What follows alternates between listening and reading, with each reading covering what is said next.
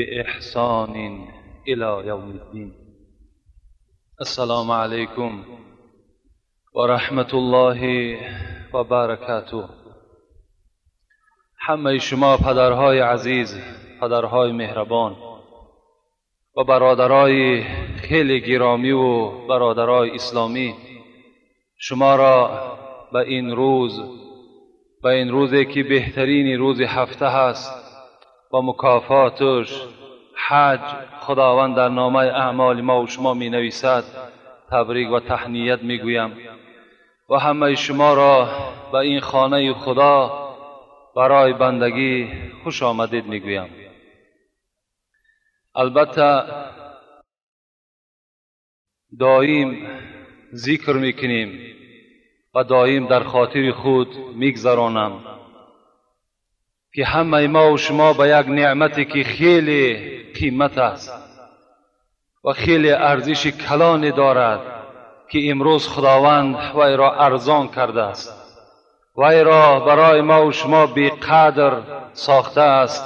این داخل شدن مسجد است. این مسجد چنان موضع و چنان مکانی هست که رسول اکرم گفتند جلساؤهم ملائکه و این غاب و افتقدوهم و این مرض و عادوهم. کسی که محب مسجد است، هر کسی که در پی عبادت عمارت مسجد است، وی همراه خود دائم یک ملائکه مسجد همراه او کس دور می گردد. وقتی شما اگر به سفر می برایید، اگر شما مسجدی باشید، محب مسجد باشید، همان ملائکه مسجد همراه شماست. اگر شما بیمار در خاندان در جایگاه خواب باشید، این ملائک مثل رفیقای تو را خبر میگیرند. خوش به حال همه ما و شما که امروز این نعمت خیلی قیمتی که یک زمان داخل شدن این مسجد برای همه ما و شما جنایت بود، امروز الحمدلله که درهاش گشاده است. ما و شما نه یک ترس، نه یک وهم، نه یک مشقت، نه یک مشکلات وارد این خانه خدا می شویم. برای این همه ما و شما باید که شکر کننده باشیم و دعا کنیم که خداوند آن دستهایی که این مسجد بند میکند اون دستها را قطع بسازد. وقتی من سوره مسد خواندم که شما هم از یاد میدانید، سوره تبت یدا ابی لهب و تب ما اغنى عنه ماله و ما کسب سیصلی نارا ذات لهب و امرأته حمالة الحطب. وقتی این آیت آخره که تفسیرش نگاه کردیم، از مشقت‌های پیغمبر خدا برای آمدن به مسجد خبر میداد. و امرأته حمالة الحطب، این بدبخت ام جمیله را خداوند وعید میکند. این ام جمیله زن ابو لهب بود، زنی یکی از دشمنهای خدا ابو لهب بود. این عمه پیغمبر خدا بود. زنی وای ام جمیله دختر حرب و خواهر ابو سفیان بود. خداوند وصف میکند که این ام جمیله چکار میکرد؟ حمالة الحطب. این وقتی که روز میشد از پی خارچینی میشد، میرفت از ادیر خار میچین، درزه خار میگرفت میآورد. شب که میشد از دروازه پیغمبر خدا سرکردگی تا نزد مسجد این خارها را تید میکرد، میپرتافت. گاها مفسران میگوید نجاست این پلیدم همراه اون خارها عررش بود، میپرتافت. پیغمبر خدا که از این حال آگاه شد، چندین بارها اذیت کشید. همراه اصحاب پر از خون میشدند، عذابها میکشیدند. خار ملغیران بود. گفتن ام جمیله تو که در پهلوی من همسایه هستی، من به تو یگان آزار نمیدهم، چرا اینقدر آزار را برای من روا میبینی؟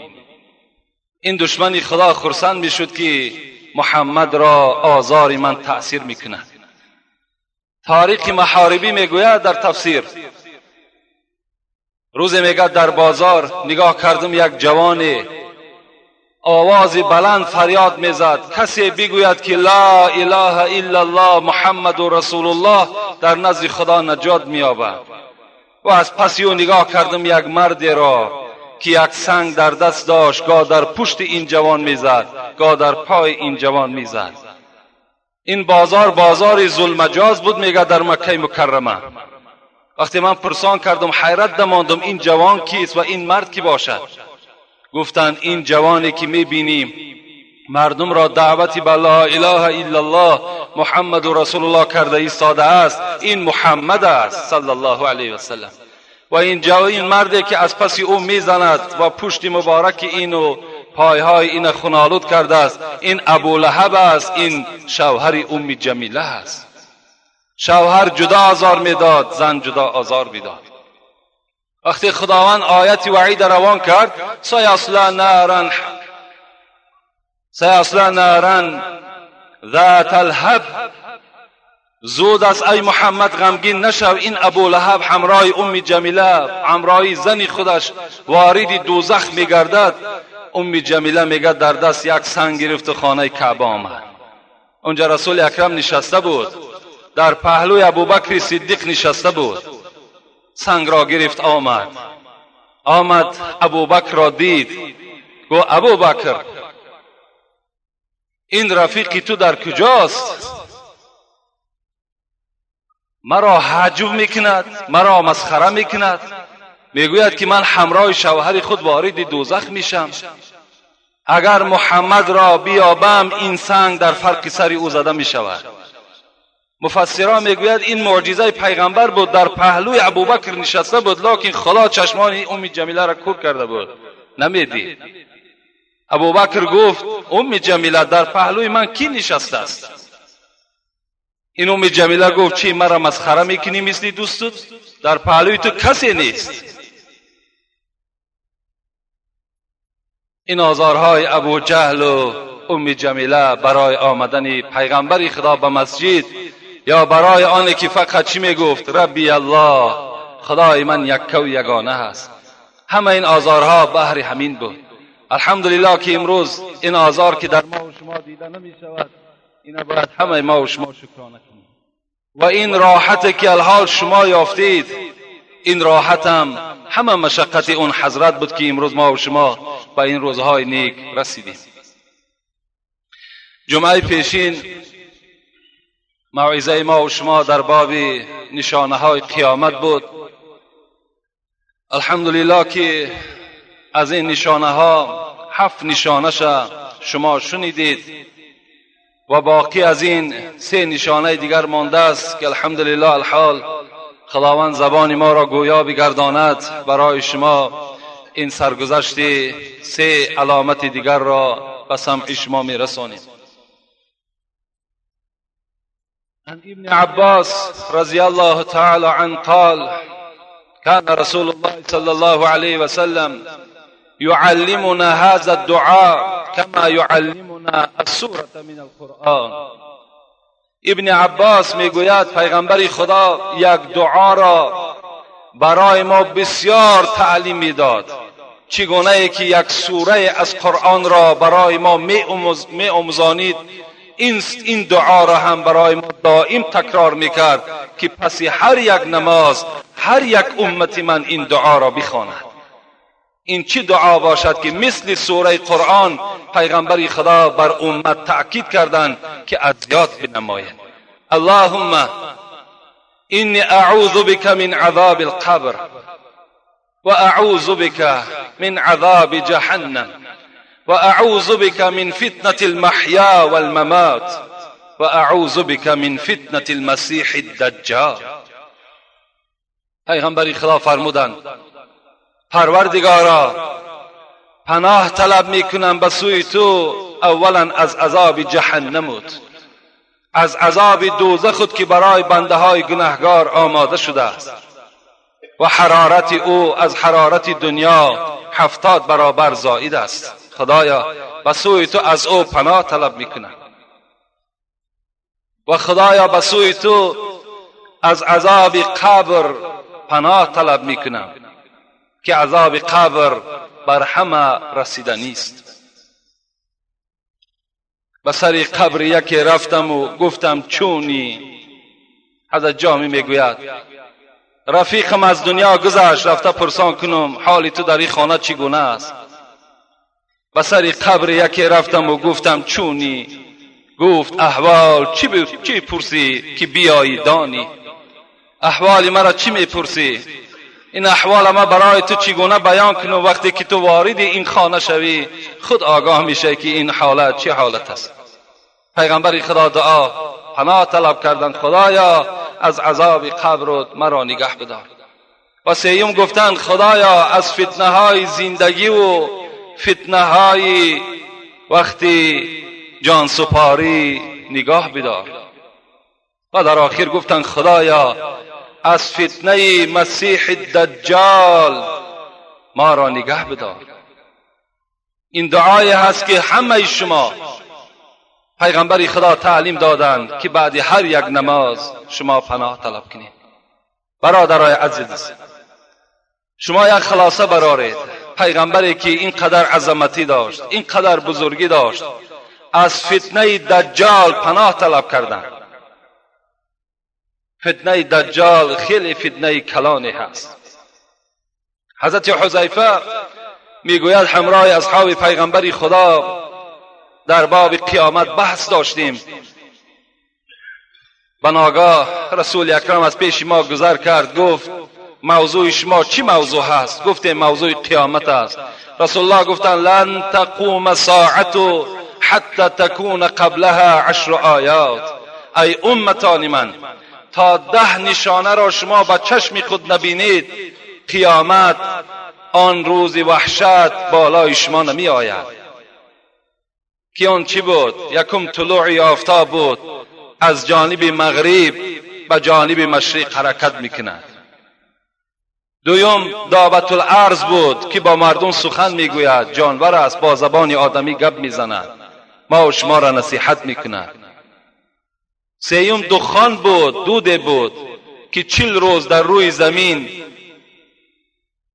ایستادگی میکند و از این دود کافرها ورم میکنند، از گوش و بینی آنها زرداب سر میکنند. چهارم این آتش بود. پیغمبر خدا گفت از شهر یمن میبراید. اگر شب در کجای باشین، روز در کجای باشین، این آتش همراه شماست. فقط بر شما باد که به طرف شام سفر کنید. پنجم چی بود؟ فروروی شهرها در جانب مشرق گفتن پیغمبر خدا سر می شود. ششم گفتن فروروی شهرها در جانب مغرب سر می شود.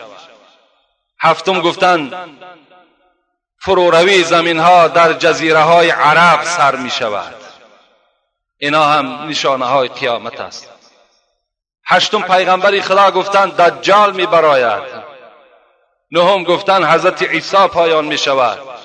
دهم گفتن یعجوج و معجوج می براید. در اطراف این 3 موضوع انشاءالله با شما صحبت میکنیم. رسول اکرم میگوید ما بین خلق آدم الى قیام ساعه امر اکبر من الدجال.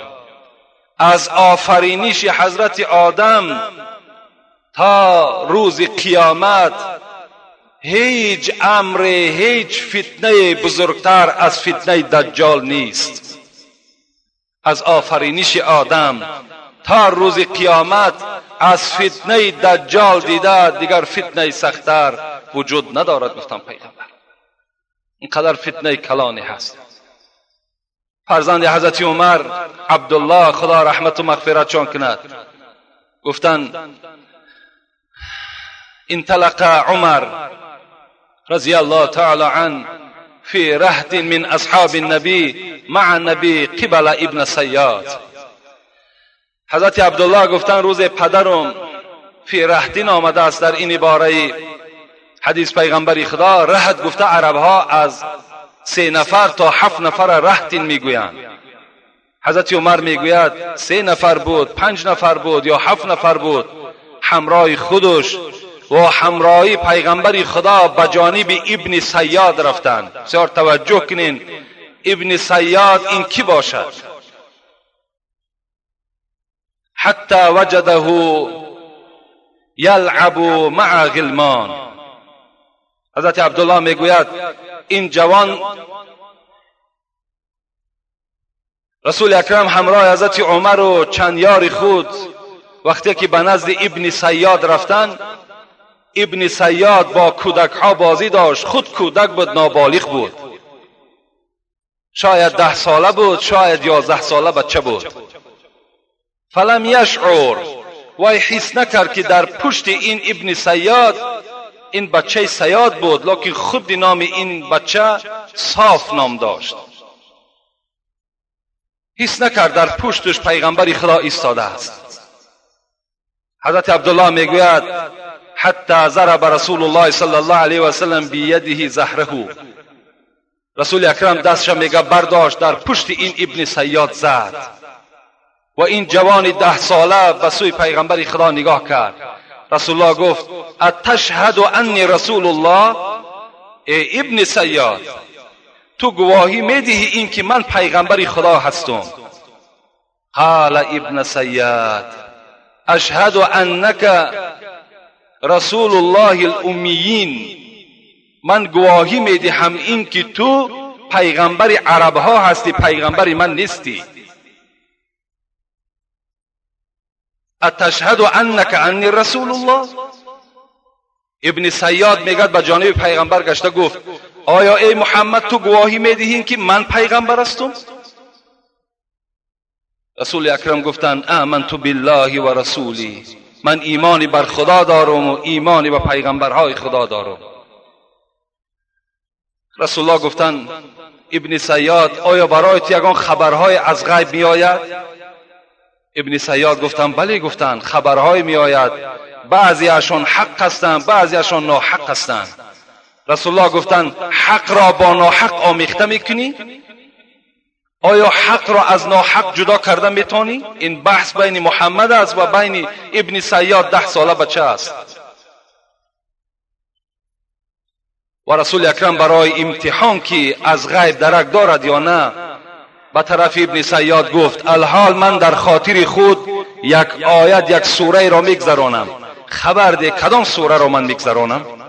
رسول اکرم در خاطر خود گذرانید اعوذ بالله من الشیطان الرجیم فارتقب یوم تأتی السماء بدخان مبین. این آیت را گذرانید که این سوره از دخان بود. این ابن صیاد و جانب پیغمبر نگاه کردند، گفت فکر میکنم که تو از سوره دخ چیزی خواندی. رسول اکرم گفتند تو کلمه را پره تکرار نمیکنی، این سوره دخان است، دخ نیست. گفت تو کلمه ها را ناقص میکنی، مثل کاهن و مثل ساحر. تو از کاهن و ساحر دیده گفت دیگر چیزی نیستی تو.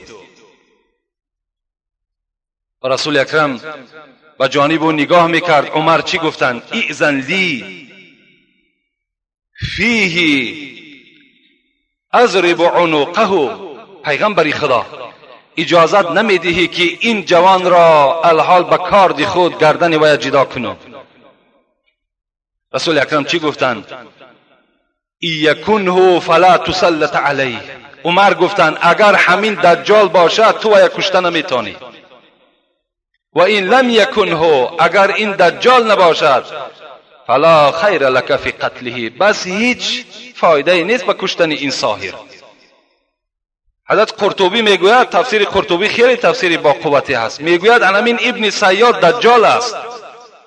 همین کودکی که با پیغمبر خدا بحث کردند و گفتند گواهی بده این که من پیغمبر هستم، همین گفت دجال است.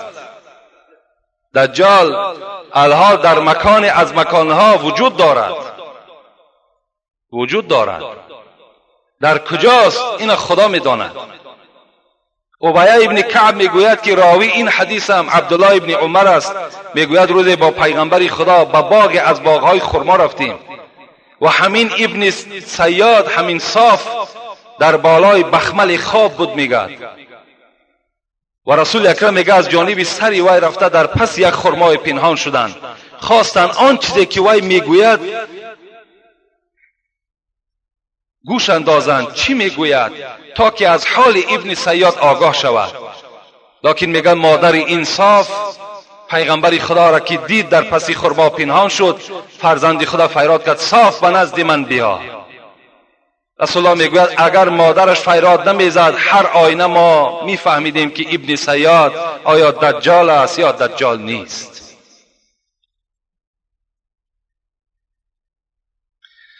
صحابه پیغمبر خدا میگویند روز پیغمبر خدا بالای منبر برآمدند، بالای منبر برآمدند و چنان یک تصویر از آمدن دجال کردند، چنان یک خوب بیان کردند حتی که ما ترسیدیم از مسجد بیرون شویم. فکر کردیم که در بیرون مسجد دجال منتظر ماست. البته پیغمبر خدا چنان فصاحتی داشتند، یک گپ را میگوید در حدیثات تا 2 بار 3 بار تکرار میکرد تا که انسان فهم کند، بفهمد. چند روز از بین میگذشت.